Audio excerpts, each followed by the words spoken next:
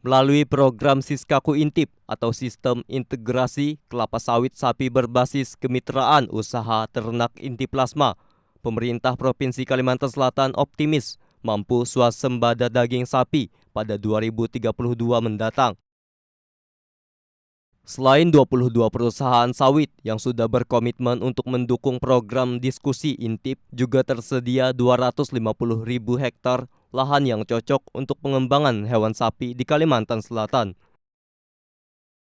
Sekretaris Daerah Provinsi Kalimantan Selatan, Roy Rizali Anwar, mengatakan pemenuhan kebutuhan daging sapi di Kalimantan Selatan cenderung mengalami kekurangan setiap tahunnya. Dari data tahun 2023, ketersediaan daging sapi sebanyak 5.500 ton, sedangkan kebutuhan daging sapi mencapai 7.030 ton atau defisit 1.523 ton, setara 11.451 ekor sapi. Dengan rapat rapat sosialisasi roadmap Siskaku Intip program prioritas mandiri di Kalimantan Selatan. Nah, targetnya adalah 2032 kita juga swasembada lagi. Ini akan dilakukan ekspor, lihat kajiannya, kemudian disusun mana-mana yang mungkin membutuhkan perbaikan sehingga rencana kita ke depan ini bisa berjalan dengan baik. Kolaborasi dengan semua pihak, semua sektor untuk mempercepat program ini sangat dibutuhkan. Ya, penyusunan roadmap, sosialisasi roadmap, kemudian pencarian investor atau prospektus untuk investasi di Siskaku Intip ini sangat dibutuhkan sekali untuk memperlancar kegiatan. Pak, dari pengembangan yang tadi kan ini penyumbang kedua devisa terbesar untuk Kalimantan Selatan, Ya. seperti apa Pak?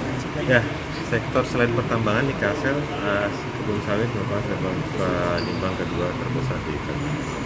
Ya, potensi kebun sawit yang bisa kita kelola, bisa kita lakukan hilirisasi itu semakin besar. Salah satu programnya adalah Siskaku Intip, memanfaatkan kebun sawit jadi area peternakan sapi potong. Ini sudah berhasil di beberapa tempat dan harapannya ini bisa dikembangkan di seluruh Kalsel bahkan di luar Kalimantan Selatan.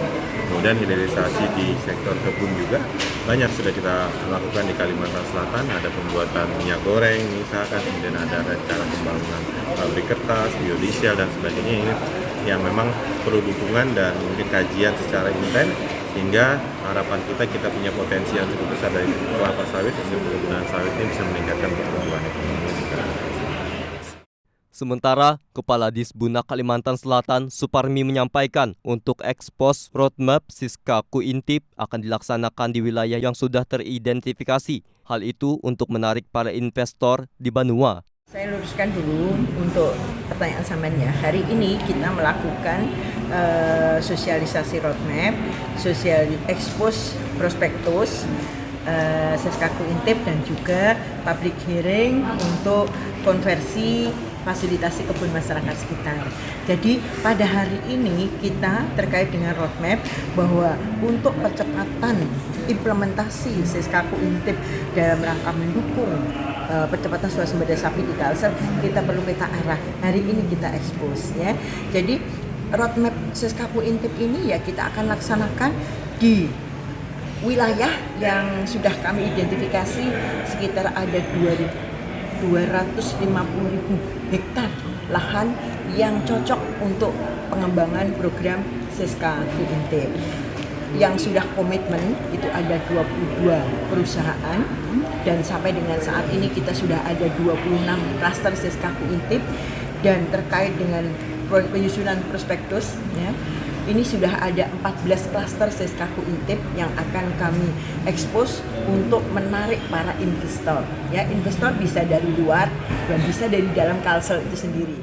Diketahui dalam beberapa tahun terakhir, pemerintah provinsi terus melakukan pengembangan hewan sapi dengan memanfaatkan kebun sawit menjadi area peternakan sapi potong dalam memenuhi kebutuhan daging sapi di Kalimantan Selatan. Mawardi, Duta TV, Banjarmasin.